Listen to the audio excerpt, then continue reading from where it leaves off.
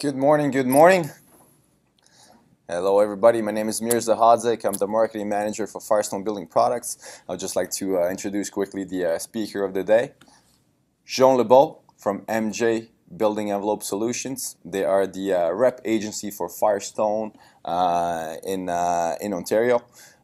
Today we're going to be talking about commercial roofing systems here in Canada. We're going to concentrate on the new contemporary technologies and what sort of roof assemblies you need to concentrate on to make the roof platform compatible with the latest contemporary green upgrades. So we'll have about an hour. We're gonna have a bit of time for questions afterwards, and we are booth 112 today. Should you have any further questions, we can take it offline. So Jean LeBeau. Thanks, Mirza.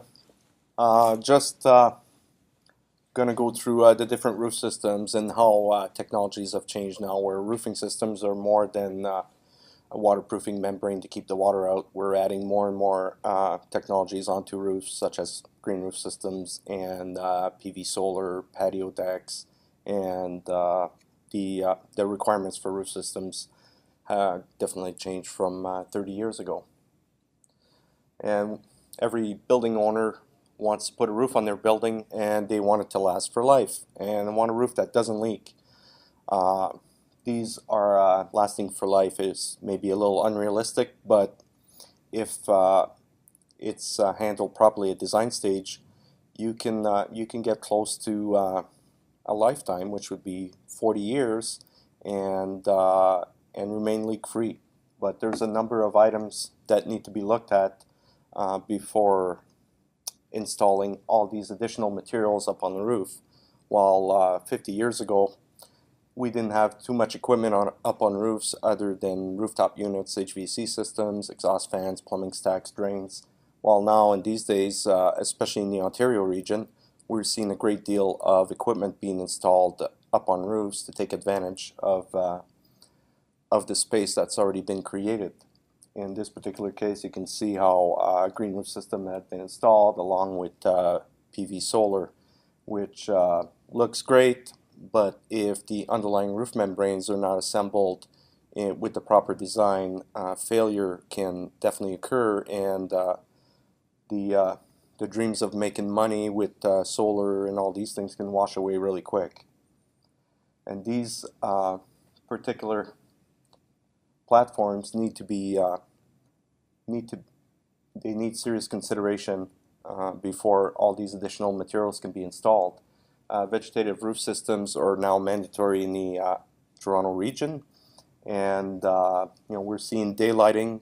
Daylighting is a little less disruptive to a roof, but nonetheless it causes more penetrations to a roof, and they need to be designed properly to be able to stand the test of time. So contemporary roof systems are a little bit heavier than the original roof systems, where we went through a phase, say in the 80s, where single-ply membranes were introduced, and the roof systems the components were not as superior as they are today.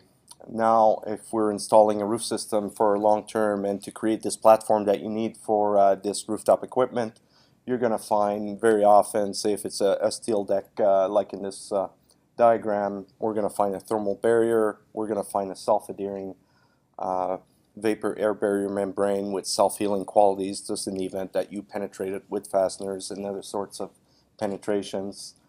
We're seeing more and more now, almost 80% of the time or more, 2 layers of insulation to make sure that we're minimizing heat loss.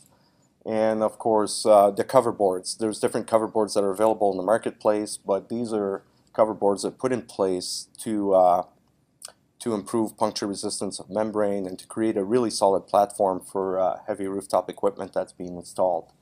Coverboards are also now being adhered as opposed to mechanically fastened all the way through, as all the membrane manufacturers are trying to avoid fasteners that are directly under the membrane in case there's ever any compression of the insulation, where fasteners can definitely damage the membrane and cause leakage over a long period of time.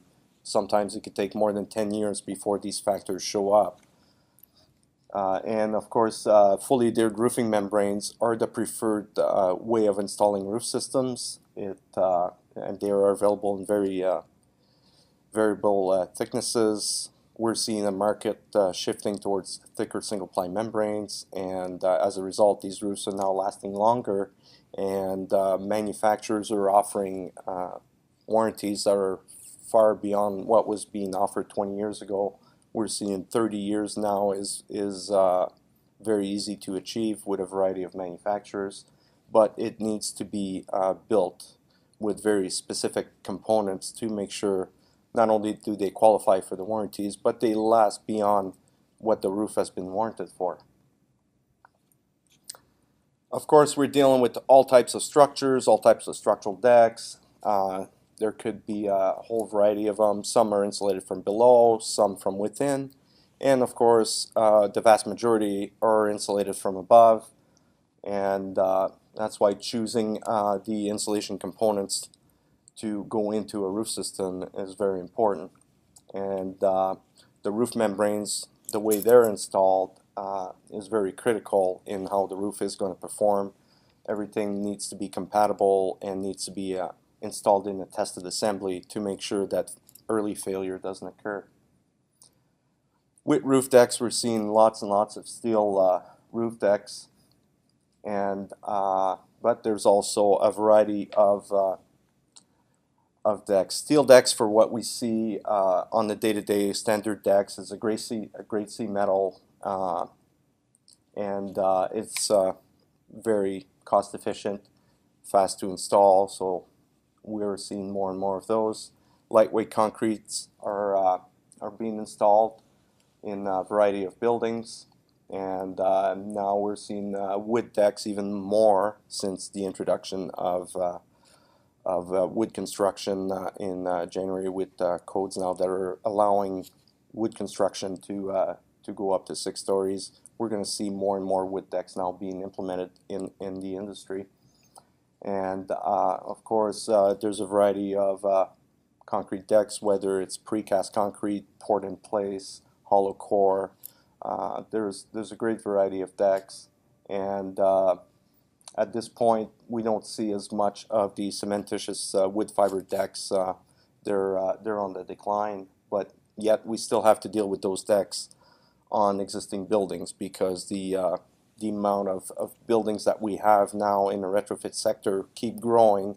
So these decks are going to stay in place probably for another 30, 40, 50 years or more. So we still have to be able to install new roofing technologies over these existing substrates. And of course, there's also the gypsum decks that are in there. Now, when we get down to vapor air barriers, there's a multitude of membranes that are available out there. Traditionally, we would find, say 40 years ago, most of them would be installed with an organic felt in hot asphalt. Now we're seeing the industry shifting from those materials because of issues it creates, and especially in larger cities with odors and the application methods. Where now self-adhered membranes are very easy to use, and because of their self-healing qualities, are becoming the membranes of choice to install over decks, whether it's a steel, concrete, wood decks. They're the preferred method of application for long duration warranties. But we still see a lot of cross-laminated craft vapor barriers. They're very popular still in hot applied roof systems, or even single-plies for that matter. Mostly 6mm polys that are being used over structural decks, and of course the self-adhered membranes, which can be applied over a thermal barrier if it's a requirement for your building, or directly over decks if a thermal barrier is not included in there. We're seeing insulation and coverboards. There's a multitude out there that are being used in the roofing industry. And with insulation now, it's becoming much more of a factor where 30 years ago it wouldn't be unusual to find 1.5-inch fiberboard over steel or wood structure, where the R value of the insulation wasn't as important then. Now it's very, very important to insulate the building because of energy costs, and of course to save on energy, and also reduce the emissions from pollution and that from generating power. Here in Canada, it is recommended to go up to an R40. What we're seeing now in the new buildings, we're seeing more of an R32 down to an R20, but our building owners are much more conscientious of energy use because, again, real estate has changed from individual ownership to large real estate stakeholders that are global companies, and when they do the calculation, the economies of scale on 1,000 buildings, that's when the energy savings starts adding up relatively quick. So this ASHRAE map shows us where we fall in the Canadian market. Of course, Southern Ontario is not quite as cold as what we're seeing in mid and northern Ontario. And to achieve these R values, we're seeing a multitude of installations. These installations here, Polyisos, XPS, and EPS, make up the majority of the insulation in the low slope roofing business. Polyisos actually occupy 80% of the market globally. They are the preferred insulation to be used because of their physical properties. They don't melt, say, like some of the polystyrenes would. They are very resistant to solvents. They're fairly stable, and ISOs are always provided with facers, which helps to adhere them or put them in place or adhere a roofing membrane onto it.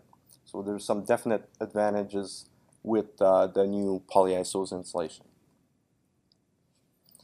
Polyisos are just a closed cell foam insulation, and they're always sandwiched between facers. At times, some of them are provided in a composite format, whether it's a perlite or wood fiberboard or a OSB composite, and even now with the new generation ISOs, we're finding a high density polyiso being laminated on top of a regular density ISO. And these installations are very lightweight. They're easy to handle, fast to install, and they're the preferred choice with roofing contractors. And these installations are also very easy to cut to get tapered systems in place into a roof assembly. And of course, Polyisos, even though the R values have changed now in January 2014 down to 5.7 per inch, they are still providing the highest R value per inch. With coverboards, we're seeing some gypsum glass-faced boards being installed. They're still very popular. One of the issues with these boards is the weight and handling of the product out in the field by the workers.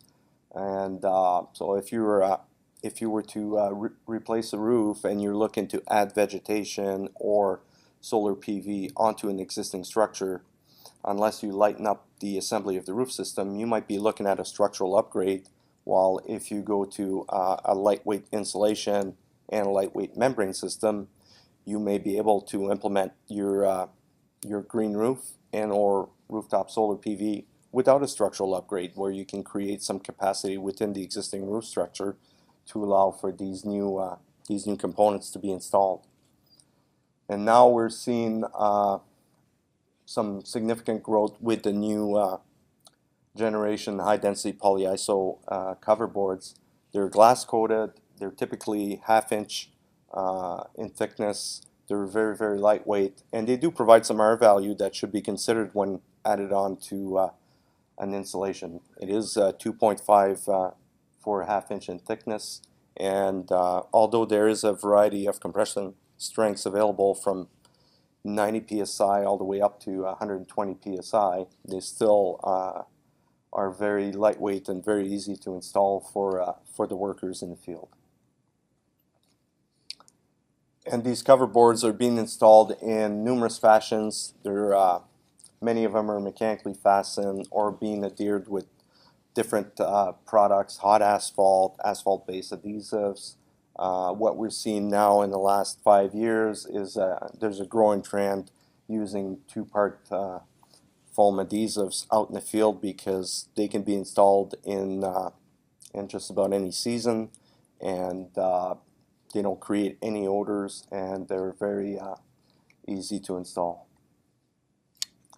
Of course, with tapered roof installations, it is very important to introduce tapered insulation. In past, some of these roofs were prone to ponding and that, and with some manufacturers, it may not affect the warranty, but just think that if you have a roof with 1,000 gallons of water on it, it might be fine, but if you have one leak, you can be guaranteed that you're going to get 1,000 gallons of water into your building, which is disruptive to tenants and business, and usually it will leak over computers, servers, the most critical components into your building. So to avoid that, introducing tapered insulation into your roof system is very important in the long term, especially if you're going to be adding rooftop equipment above the roofing membrane. You can see in the bottom right corner, they're very easy to install. They come with a map. All the pieces are numbered, so it's pretty easy for the workers in the field to install these panels, and then you can be almost guaranteed you're not going to have any water up on your roof. CRCA, NRCA, RCI, all the big national roofing associations in the commercial markets, they all recommend tapered insulation systems. They're very important to introduce those if you're planning on having a long performing roof. Some of the synthetic roofing membranes are not affected by ponding as much as some of the traditional organic systems, but they are all affected by ponding water, microbial attacks, and it would shorten the life of a roof system quite considerably if they're not in place. Now we're seeing high-performance roof systems. They're all in the single-ply. There seems to be a tremendous growth in North America towards single-ply membranes. And of course, there's still the traditional bituminous membranes, modified bitumens, still hot asphalt, hot rubberized asphalt that is being used. But single-plies are seeing definitely a tremendous growth throughout North America, and now are very proven roof systems with some of the manufacturers that have been around for more than 40 and 50 years. And now what we're seeing is a single-ply revolution that's triggered by a number of things. Of course, performance, because it's an engineered system, they will perform for a long period of time, and also with the issues that the industry is having with shortages on trades. You don't have as many people available, therefore you need systems that can be installed faster and require less labor to install in the field. So if you have a membrane that is being manufactured in a quality controlled environment, you could be assured that you're going to have better quality than relying on say old technology where the membrane is actually assembled in the field. So you're depending on people in the field and the right weather conditions for those membranes to be fabricated and installed in the field. While with single-ply membranes, they're manufactured in a controlled environment, and many of the manufacturers of these roofing membranes are ISO registered. So there's definitely a heavy emphasis on quality control. And these single-ply systems are now coming with pre-manufactured accessories such as pipe penetrations, corners for curbs, different cover strips, tapes, and flashings. So we're seeing a shift towards prefabricated products. That way it kind of leaves nothing to the imagination of an individual in the field. Traditionally, some of these things were left up to the imagination of people in the field, and of course, failures were occurring because they weren't installed properly. Now, even the accessories to keep those roofs watertight are engineered systems and manufactured in the quality-controlled environment.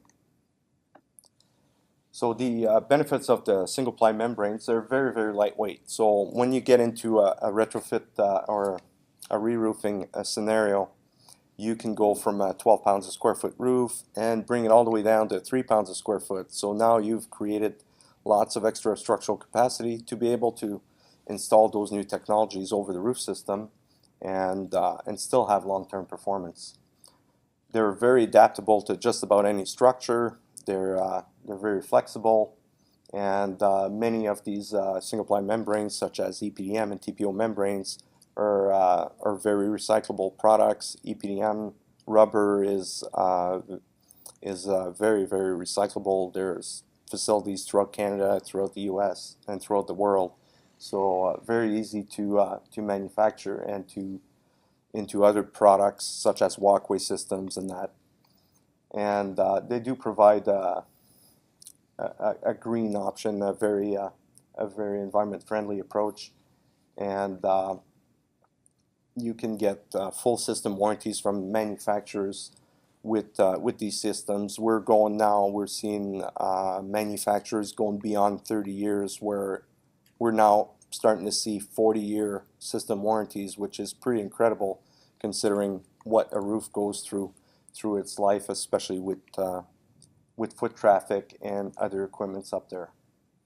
The two predominant single-ply membranes we're seeing in the marketplace is EPDM rubber, which is a thermoset.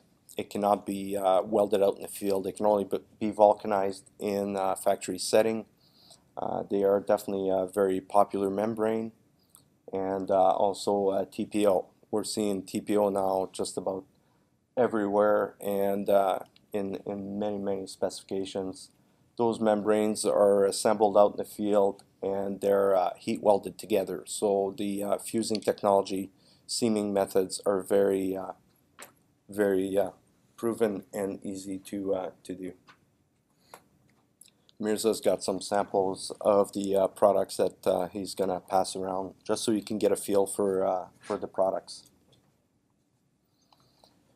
Thermoset membranes can be reinforced or unreinforced. They're available in various thicknesses, some up to 90 mils in thickness. So definitely there's no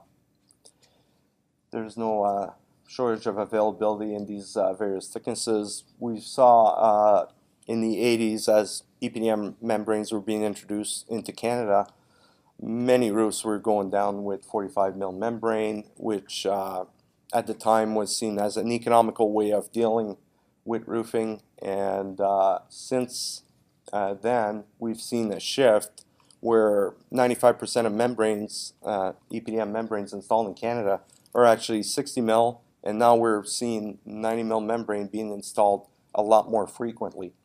And if these systems are installed with the thicker membranes, of course, they're going to last longer, better puncture resistance. So there's many qualities related to the thicker membranes. And when you look at it purely from a product cost standpoint, these membranes are not staggering in price difference. The price differences are minimal, and every building owner should take advantage of that. They could be installed in 3 different configurations. Ballasted, which we're not seeing as much now these days.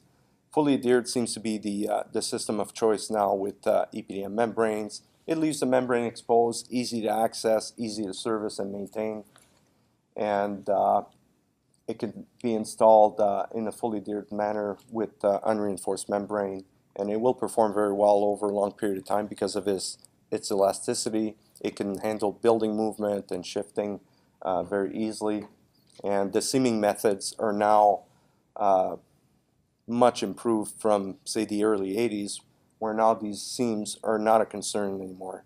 They perform for the life of the roof, and they don't need any maintenance There's no reseaming required in that through the life of that roof.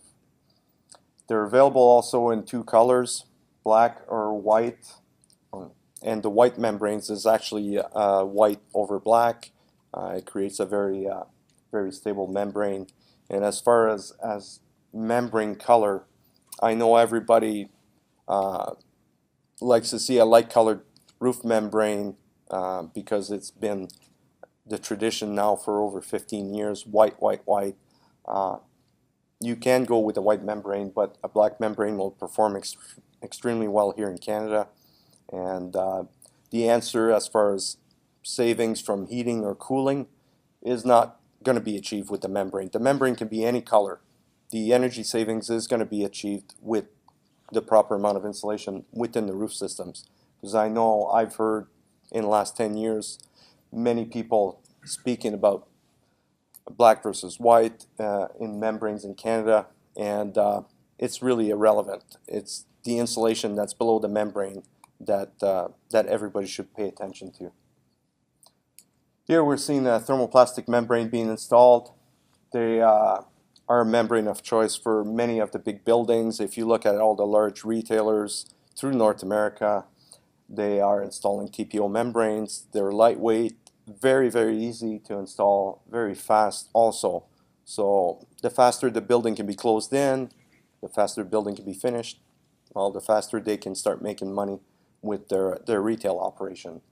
So they're now being installed throughout the world, and definitely a favored membrane in southern regions and large cities because having a white reflective roof, there's still some benefits to it in larger cities. But here in Canada, if you have a warehouse in Thunder Bay, whether it's white or black membrane is not really going to make a difference. But TPO membranes are always lightweight, a light color. They're either white, gray, or beige. We've seen the first generation thermoplastic membranes that were similar to TPOs were introduced in the market, black thermoplastic membranes, and there was some pretty epic failures throughout North America because of the color. The membrane couldn't handle the heat and the thermal cycling, and these failures led to eliminate the darker colored thermoplastic membranes, and everybody applies now the white membranes or gray. If you look at the airport here in Toronto, it's a light gray colored thermoplastic membrane. They chose a light gray membrane because they didn't want the reflection of a white membrane with airplanes landing. They didn't want to blind the pilots, and that there was some concern. So they went with a light gray membrane, but when you look at it, it almost looks white. And these membranes can be available with a polyester or even a fiberglass reinforcement, although the vast majority are polyester reinforced membranes. So the single-ply attachment methods can be ballasted, mechanically attached, or fully adhered. With ballasted membranes, we're seeing mostly EPDM rubber membranes being ballasted. We can't see the sense of installing a nice white thermoplastic membrane and then applying ballast over it. It really doesn't make sense, and there may be some performance issues later down the line, 15, 20 years down the line, while an EPDM membrane could definitely sustain a lot more abuse than say a thermoplastic under ballasted condition. Mechanically fastened single plies have been an epidemic really across North America because it's fast, it's economical, and very lightweight. Well, now we're seeing the next generation single-ply membranes being installed, where we're seeing all the insulation components and the membranes being adhered, or maybe the base layer of insulation is being mechanically attached, and the rest of the components would be fully adhered with different adhesives that are available in the marketplace. And of course, having an upgraded self-healing, self-adhering vapor barrier over any roof deck structure is the preferred method, and that's where long-term warranties from manufacturers would require this type of membrane to be installed. Here we're seeing Ballasted EPDM 80s, rock and rubber, rock and roll. Back in those days I was actually installing roof systems myself, so I've had a flavor for installing those systems. Typically those were installed over one layer of insulation, poly vapor barrier, or even a craft for that matter. While now we're seeing less of these systems being installed because many of the riverbeds throughout Ontario have been cleaned out to provide nice round riverbed ballast over these membranes. We didn't want to introduce sharp rocks and such because then the membranes could be damaged and punctured. So with the lesser quality of the gravel available in the marketplace, we're now having to introduce a filter fabric or a protection mat over the membrane, which is great from a protection standpoint, but it could be an issue later on in the life of the roof when you go to service the roof and trying to find a leak, where now you got to remove the ballast, the filter fabric to reach the membrane to be able to service the roof system. And of course, ballast, like any other loose component, can be moved by wind or extreme storms. So gravel has a tendency of shifting, say, at the corner of the buildings where wind loads are predominant. Here you could see an installation of a loosely ballasted system. You could see they got filter fabric going on and gravel, and of course they have to sweep the gravel back onto the fabric before they can install the next row. And these systems on average will be about 15 pounds a square foot. So again, we're going from an exposed membrane system of approximately 3 pounds to 15 to 20 to 25 pounds a square foot, where it can impose some pretty serious structural loading onto the roof system. Mechanically attached TPO membranes would be installed over a variety of decks, vapor barriers, several layers of insulation, and then the membrane is fastened inside the lap and hot air welded. This was a first generation mechanically attached thermoplastic membranes, and they're still employed at this time in the industry quite a bit.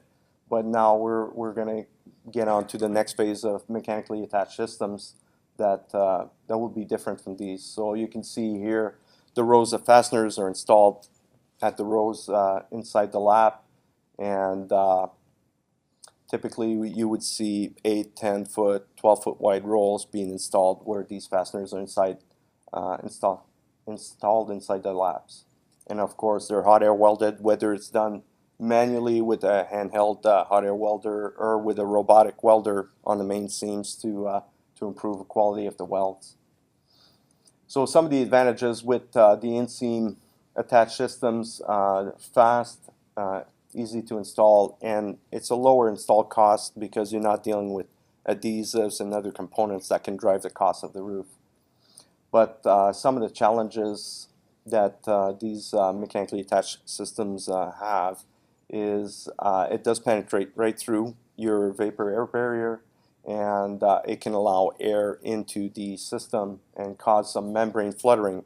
So if you installed one of these roof systems on a library, it could be an issue on a windy day where the membrane is fluttering and you would clearly hear noise inside the building. So that may not be a membrane or an application of choice where you might want to consider installing a fully adhered system over that kind of environment. And of course, it does apply significant stress into the seams because the load ends up at the seams, and applies a lot of stress to the structural deck. So now there's been some modifications with Factory Mutual.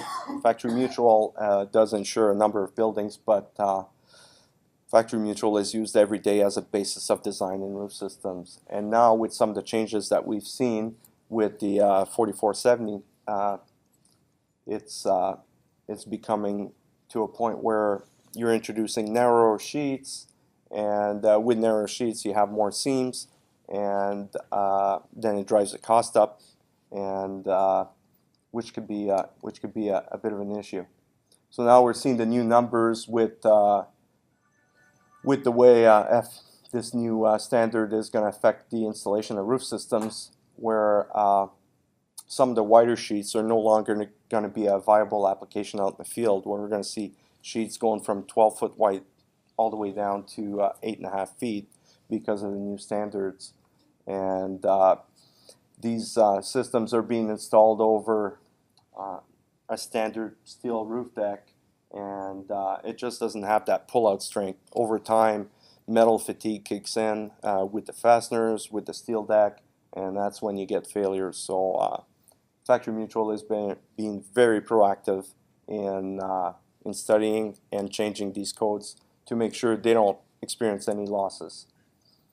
So this is a typical example of what this new testing has done.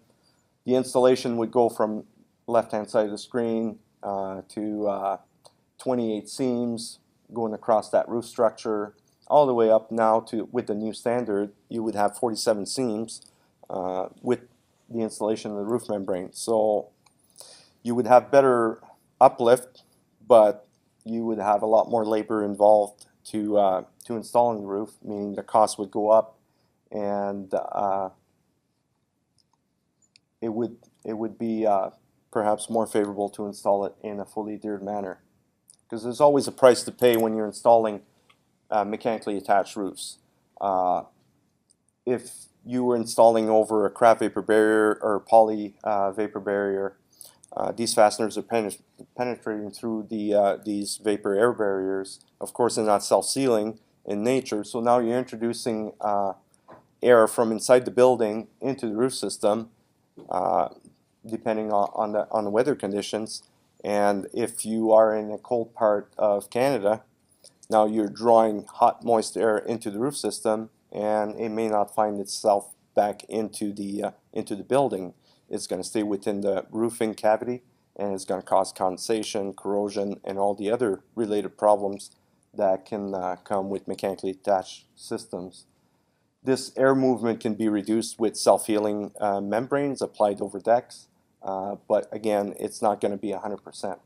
So if you're losing 3% energy on a small building, it may not mean much, but if you own 1,000 buildings and you're losing 3% energy on those buildings, definitely there's a huge cost savings to be had. So all these air infiltrations would occur at the fasteners, because now you're introducing more fasteners because of the new standard, therefore more air leakage. So 3% is going to go up to 5 or 6% because now you've doubled the amount of fasteners that you're putting into a roof.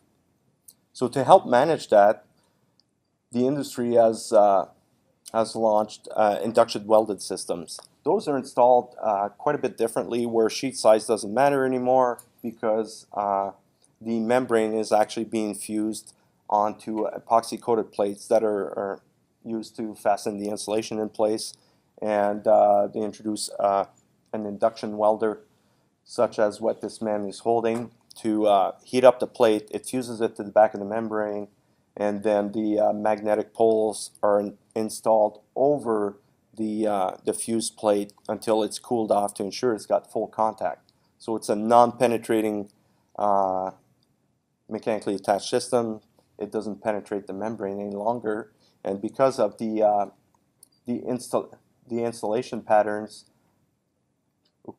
you are now seeing plates not installed in a linear fashion, but more in spaced and engineered spacing. So now when you introduce this particular system on this wind uplift table, you can see how the load is being spread throughout the sheet, and the sheet's not going to flutter as much. Therefore, you're not going to have the same air induction into the roof system. So it helps to minimize how much warm and moist air from inside the building goes into the roof system, and also less fluttering of the roof membrane. And over time, it should perform much better, because you're not applying the stress of the wind upload onto the seam of the roof, which the seam is the most important part for it to stay sealed. So now we're you can see in the middle of the photo there's a seam of the membrane. So the seams can now be anywhere on the roof where it doesn't matter so much anymore. For fully adhered membranes, they've been installed for decades now. Maybe they weren't initially the choice method of installation, but definitely the whole industry has shifted towards fully adhered membranes because they're very stable, they stay exposed, and they're easy to maintain, and you can still install walkway membranes around rooftop equipment. So a very easy installation. And the only reason here in Canada that they weren't being favored is cold weather. If you can't install a fully adhered roof in winter, then there's a big problem. The building needs to be closed in. Nobody stops for winter anymore. They used to, but not anymore. Construction must go on. So now with the introduction of some new adhesives that are more weather tolerant, cold weather tolerant, that's why we're seeing more fully adhered membranes. These fully adhered membranes are installed over insulation systems. Sometimes the insulations are being mechanically attached. Sometimes the first layer of insulation would be attached to the deck, and the subsequent products would be fully adhered with different adhesives that are available out there. And the seaming method now with fully adhered EPDM is very simple. It's done with a primer membrane, a primer of the surface of the membrane, and then seam tape, which is proven technology and hasn't had any issues with seams. Fully adhered TPO are very similar in nature. They can be installed in different configurations with cover boards, with thermal boards, so and very easy to seam together. Here we're seeing different application methods for fully adhering, whether it's manual or with equipment. They're very easy to install, whether it's a white TPO, EPDM, or different color membranes. It doesn't matter. The adhesives work very well.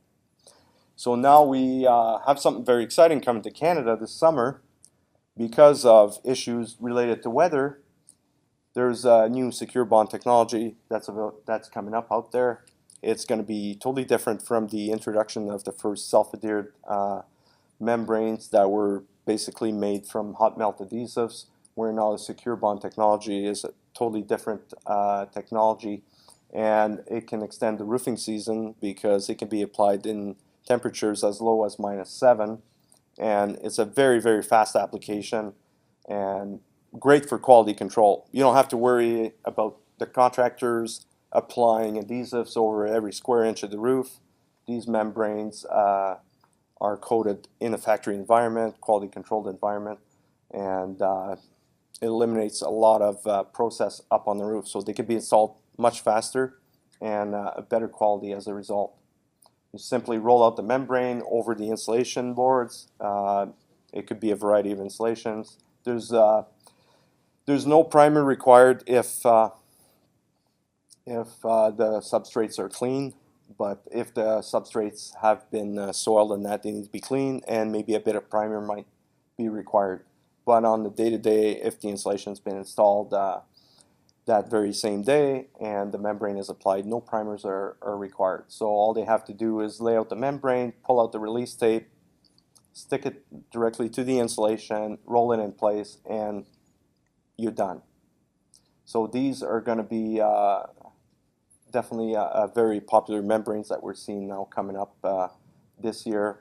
It's already been introduced in the US for the last few months, and now it's coming to Canada, and we're pretty excited because having the ability to install all the way to -7 is definitely a significant advantage. And we also have other adhesives that are coming up with EPDM membranes, solvent-free bonding adhesive, very, very simplified way of dealing with adhesives, where now standard bonding adhesives are still being used, but with the with the reduction of VOCs and that in construction, they're not being favored as much anymore. Water-based adhesives have their challenges and certainly can't be installed in cold weather. And LVOC adhesives that we've seen in the past 5 or 6 years, they're difficult to work with, lots of flash off time, and very difficult on vertical surfaces, and definitely drives the costs up significantly. With the solvent-free bonding adhesive, it's a very user-friendly adhesive. It can be installed over the substrate, and then the membrane is immediately rolled into it. There's no flash off time, so you have reduced labor because only the substrate is being coated, and the membrane is rolled into it immediately. The only time you need to apply to both surfaces is if you're doing a vertical surface where you would still apply the solvent-free bonding adhesive to the wall, to the parapet wall, and to the back of the membrane, and then you would roll into it. And these adhesives, although great, there's still some limitations. It's 4 degrees and rising. It cannot be used in the winter, but in the summer months, it could definitely speed up the application of a membrane. So now if you want to upgrade your roof, like we were talking about, vegetated roofs, there's different systems available, and some of these roofs are not actually vegetated roofs. We're seeing decorative roof being installed, whether it's a synthetic paver system, different gravel available, or vegetated roofs.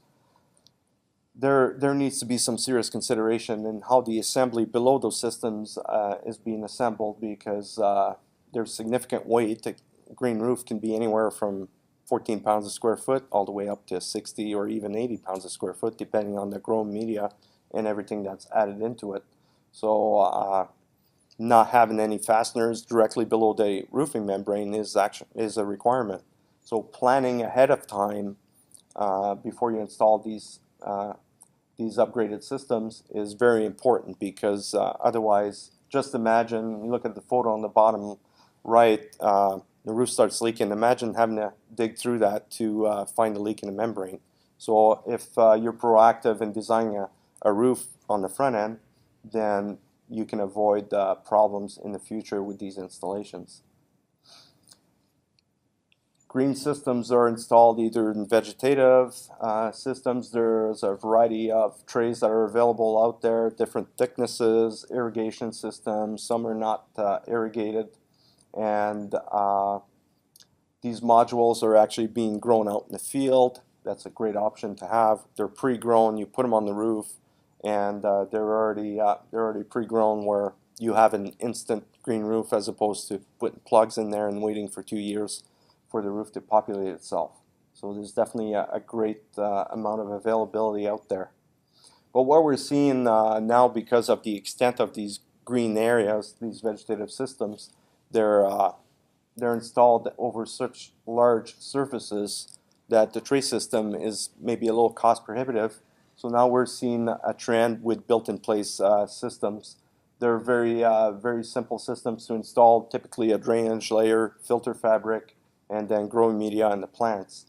And there's so many design options available out there that sometimes it might be a little hard to pick. But if you're installing a roof system from deck up, you should talk to the same manufacturer of the roofing system for the vegetative system. Why not single source everything through one manufacturer where you have a system warranty, and you don't have to deal with removal of the overburden at your own cost? And why not pick from the same manufacturer, where the manufacturers will cover everything from plants all the way down to your air vapor barrier? So with these vegetative roof systems, they're being done, of course, around here quite a bit. It's a good way to reduce some of heating and cooling costs, but there again, not so much of a factor if you've introduced an R40 insulation into the roof system. But definitely it would help to reduce stormwater. We're not seeing vegetative roofs in Ontario being used as much for managing stormwater runoff, but we believe next generation, that's where there's going to be more emphasis on water retention on buildings.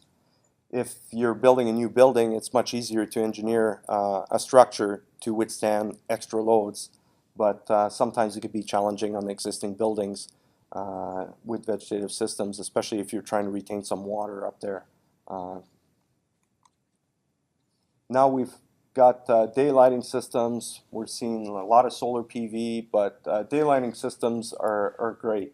They're a quick way to introduce energy efficiencies into your building without really changing much of on your roof system. If you're using a prismatic day lighting system, it helps to diffuse light into the building where you're not just looking at the sunlight on the floor and follow it down as the sun turns around the building. These prismatic systems actually diffuse the light inside the building, and there's definitely some very good energy savings to be had, where typically these skylights will have a return on investment within 3 to 5 years. It's all dependent on the type of building and how many you have, but definitely a economical way to pick up on energy savings. Here you can see how some of these daylights are being installed. Typically they'd be installed with a safety grid inside the curb itself. They're in there because it's part of safety now with Rooftop. We have to install these in the curbs, or there's an option to install directly over the skylight, but it's not very aesthetically pleasing. So that particular system, the safety screen is introduced and incorporated right into the roof curb. Here you can see what prismatic daylighting systems can achieve. There's no lights inside that building. It's simply the daylights. We've done many here in the Ontario region where property managers, building owners, after installing those, can't believe how much light these daylights can generate, and to a point where if you had too many of them on the building, it might be a little too bright in there. So companies like Firestone offer calculations to make sure that you install the right number of daylights depending on the lighting that you're looking to achieve. And even on a cloudy day, it's pretty amazing how much light can be generated inside the building. This is another example. The big warehouse, no lights are on in the warehouse. Of course, having light colored interiors, floor that are reflective would help with these systems, and it's pretty amazing what the daylights can do without changing the structural loads onto your facilities. Retail is always going through different studies. It went from artificial lighting, daylighting, LED. They're constantly changing to see what lighting will do for their sales. And daylighting has always been favored because it's natural lighting, and it seems to be a big hit with the retailers. Here you can see Rooftop Solar. So here's a prime example of a system, a TPO membrane system installed on this facility. Rooftop Solar, vegetated roofs, very nice installation. Of course, with PV, everybody is looking for return on investment, and having that right roof system composition, that's what's going to dictate whether you're going to make money with the solar or not. Because just imagine if you don't have the right solar system or the right roof composition under the solar, if you have to disassemble this to replace the roof and reassemble, there's not a chance you're ever going to make money with that system. There again, you may want to talk to your existing roofing system manufacturer. Some manufacturers do provide full PV systems that can be warranted from deck up, including the PV. So some of these manufacturers do have systems available. And now we're getting down to warranties. Warranties are always a big item. Everybody wants a warranty. A lot of companies, even contractors, are issuing letterhead warranties, lifetime warranty. What does it really mean? Well, it may not mean anything. It might just be a piece of paper that is never going to serve you in any way, shape, or form. You need to read fine print into warranties. We're seeing a lot of demand for no dollar limit warranties, but you need to look at what is included and what is not included. It could say no dollar limit, but depending on the conditions stipulated in the warranties, you may not ever get a dime out of that warranty. So dealing with reputable manufacturers and reading the fine print on these warranties is very important. We're seeing constant issues with failure to pay. So if a contractor is not paid for his materials or paid for the warranty, the manufacturer is obviously not gonna honor that warranty. Typically, company like Firestone would send notifications directly to the building owner to make sure they're aware that, you know, maybe somebody hasn't paid for the materials and therefore the warranties are void. But not all companies send out these notices. Ponding water. You can never seem to get a clear answer out of some manufacturers, so you want to make sure that if you do have ponding water, maybe it's addressed right away. Rooftop traffic. If it's deemed that you have too much rooftop traffic and the abuse is what caused the failure, that's not going to be warranted. Every manufacturer warranty stipulates maintenance, proper maintenance. Well, define proper maintenance. It's a pretty wide comment where it could be argued, and you want to get clarification on these maintenance programs to maintain your warranty. Reputable manufacturers will offer a maintenance manual along with the warranty, so you know what kind of maintenance program you need to have in place to maintain your warranties. But don't be fooled by warranties. Always ask for a sample, read through it. These warranties are typically written by lawyers, so they're very good at making sure that risks are managed. But regardless of warranties, it's all about designing the proper roof for the building, for the environment it's going to be exposed to. And if you have all these items done right, then you don't have to worry so much about the warranty. The warranty is not going to make up for bad installation, bad design, and all that. It's just there to protect against product failure, manufacturing issues, and or labor application. So these documents are exactly what they are, documents. And especially now at this time and age, we're seeing a lot of these documents being lost because of third-party management companies that are getting into it, and files are not being kept. And if you have a roof that's 5 years old, it's got a 40-year warranty on it. Nobody knows about it, so nobody ever benefits from it. So the warranties are not always that significant. So consider always what the critical factors are for your building, budgeting of a system, understanding what you can get within that budget, understand what the warranties will protect you for and what it won't protect you for, and you have to be realistic with the expectations. If you say, well, I only have $3 a square foot for my roof, but I want a $30 a square foot roof in the real world, well, that's not going to work too well. So we have to be realistic in what can be given within the budgets and within these buildings, and to help manage long-term expectations as far as performance, maintenance. Maintenance is key. Even if somebody goes up to the roof and has a visual inspection, detects some problems, it could be done by a roofing professional, whether it's a contractor, a consultant, or even maintenance staff that can detect some of these general conditions. It's important to consider maintenance for an optimal life of the roof. And there's other ways of controlling what happens on your roof. Put some access restrictions onto your roof. Many roof systems are damaged by a multitude of subtrades that are going up, whether they're servicing a mechanical unit or they're window washers with swing stages going up there.